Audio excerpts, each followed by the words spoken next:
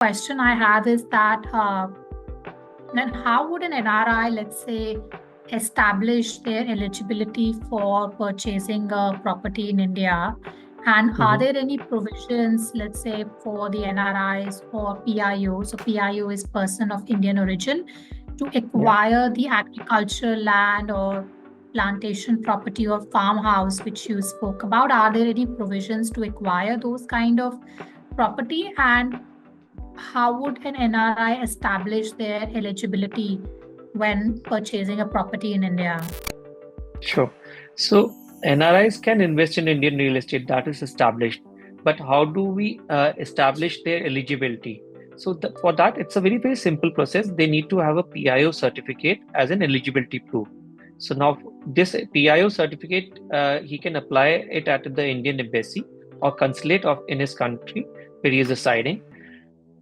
In the absence where he is not able to obtain that valid PIO certificate due to XYZ reasons, then he can also use his parents' or grandparents' birth certificate as proof of his origin. So that will kind of establish his eligibility of buying a property in India.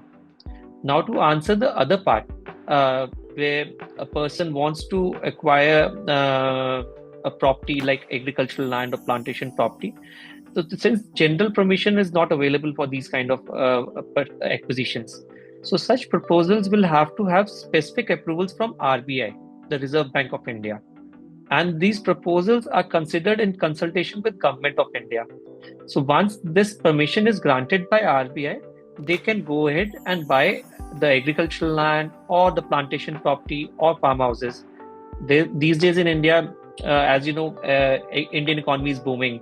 Agricultural sector is undergoing a lot of change in terms of technology adoption, and there are new methodology of agriculture coming up. So there are many NRIs who are interested in coming up with some acquiring some agricultural land for plantation purposes or having Right. some orchards. So this is the way they can do it. Are the same deductions and benefits which is available to, let's say, the resident, it's also available to non-resident, or there are some distinctions uh, between these two categories, like something is available only for resident versus non-resident and vice versa? All right. So Parul, as you mentioned, there are plethora of those deductions available. But there are certain ones which are available to both residents and non-residents, but there are certain exclusions also. But let me start off with what are the deductions which are available to NRIs. Okay, so if we were to start off with the first one, you mentioned ATC. Yes, ATC is NRIs are eligible for deductions under ATC. So ATC would include life insurance premium payments, children's tuition fees for two children studying in India, principal repayments of home loan, ULIP contributions, investments in ELSS schemes, equity-linked saving schemes. Those are the mutual funds which come out with a lock-in of 5 years or 3 years one. So those are available to under ATC to NRIs. Then the other deductions which are available to NRIs, deductions from housing loan interest portion. As I mentioned, any income earned from house property, all the expenses which a resident Indian can claim. So all those expenses are available to NRIs also. Deductions under Section 80D for health insurance premium is available to them. Then Section 80E for the interest paid on education loan. So in case any education loan was taken and now that person is working overseas, so he's repaying that interest, that education loan, and he's making some interest repayments of principal repayments.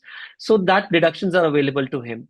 Then for any donations made for social causes, and I like to make some contributions to charitable causes. So that deduction under Section 80G is available to them. Then, Mm. as I mentioned, for interest on savings bank account or NRE accounts, so deduction under Section 80 TTA up to 10,000 rupees is also available to NRIs. Okay. Right. So many a times what happens is that NRO accounts, they fetch in interest income of, let's say, 12,000 rupees. Now they would bank would certainly pay off that 12,000 rupees, and they would deduct a TDS, Yeah. Mm. that 30% TDS. Now actually only 2,000 was taxable, rest 10,000 was exempt to them. So in that 3,600 rupees which got deducted as a TDS, that can be claimed as a refund up to the amount of interest which is exempt, which is 10,000 rupees. So Right. in nutshell, you would end up paying only 600 rupees. 3,000 could have been claimed back by you as a refund. There are many instruments, as you said, that apart from FD, one could look at, depending on their risk appetite. So one, you Right. mentioned equity, but if you can't invest directly into equity, you should look at mutual funds for that matter. And there are multiple of them, hybrid funds, which has a mix of both equity and debt. But I'm not, Right. as you said, we are not advocating any Right. but then, yes, they should explore them, because FD would fetch you earlier till a certain point in time, and that would be closer to the inflation rate. And Right. at the end of the day, if you are not accumulating that wealth or you're not growing your corpus, then that investment also does not make sense. It's just protecting your principal and you're not generating any return, alpha Yeah, return, I yeah. would say. Correct. And I completely agree that it's the safest way. And I'm not saying or pitching that safety should be compromised, but there should be a balance. And Yes. the more aware you are, the better you can make a strategy for yourself and your goals in life. And I think another key thing which I have seen, which to me was a big eye opener, was that a lot of NRIs miss important documents like will and power of attorney. So I think if I can pick up one amongst all the mistakes, then this is the biggest one. Because what happens is, especially in countries where I have stayed, or where, for example, even in Australia, if let's say you don't have a will in place and God forbidden you, let's say, pass away, then what happens is that the state generally picks up all your assets. When I say assets, it's cash, bank accounts, real estate, whatever. And they would generally try to understand that who is the closest person who has the rights. Now, in cases, I have seen that sometimes extended family members, or let's say an ex-partner or colleague, they can put a claim as well. It's not, of course, easy.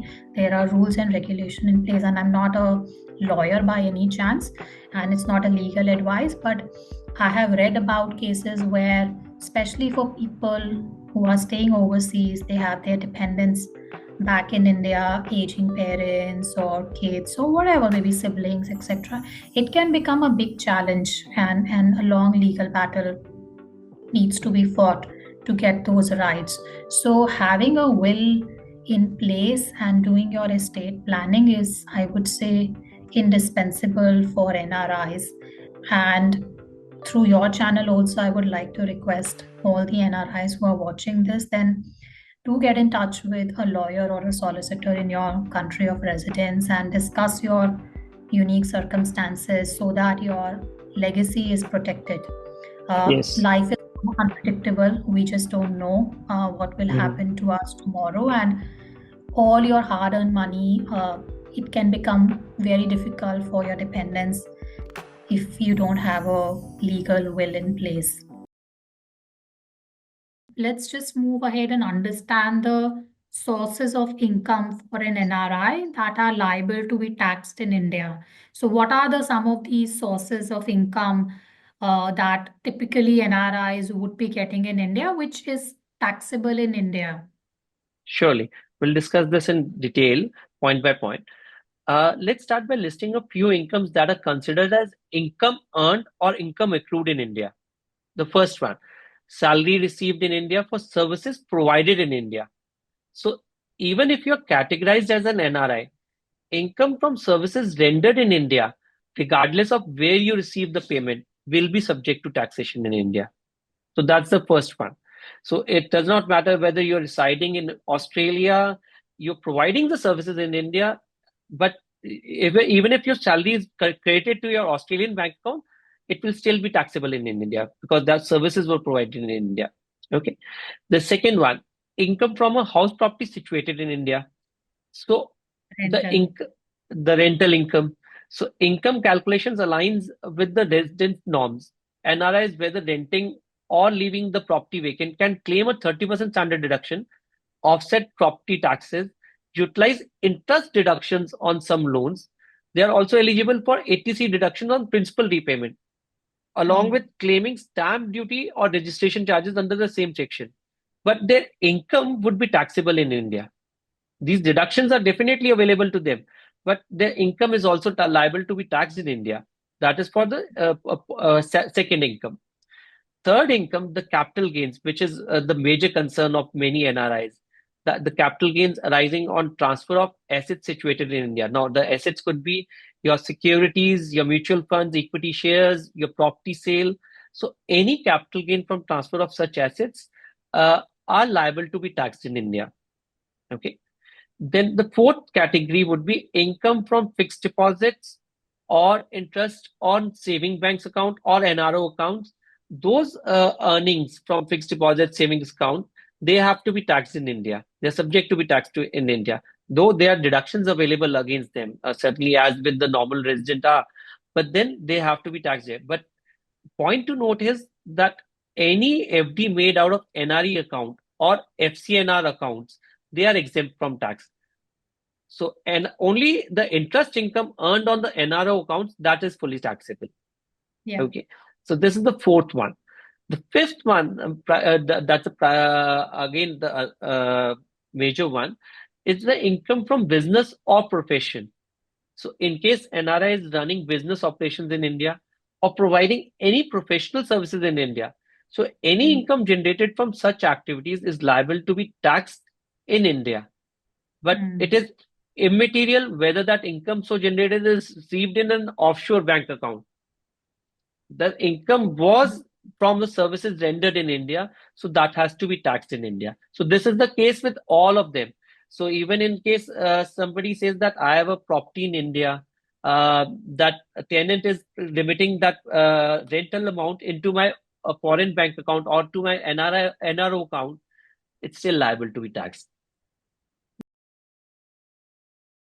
So, Mr. Garg, my next question is that, and this would be relevant for people, especially students, because a lot of students go abroad for higher studies, and even let's say people who are in merchant navy, they are Indians, but they are usually outside of India because of their job. So, I wanted to understand, like, are there any relaxations on these tenures for students, particularly of Indian origin, who are studying overseas, or let's say people who are in merchant navy? Or what's your take on that? So I would like to address it differently. There's no relaxation as such, but there's a criteria for determining the number of days. So let's take Navy officers or the traders who work in international waters.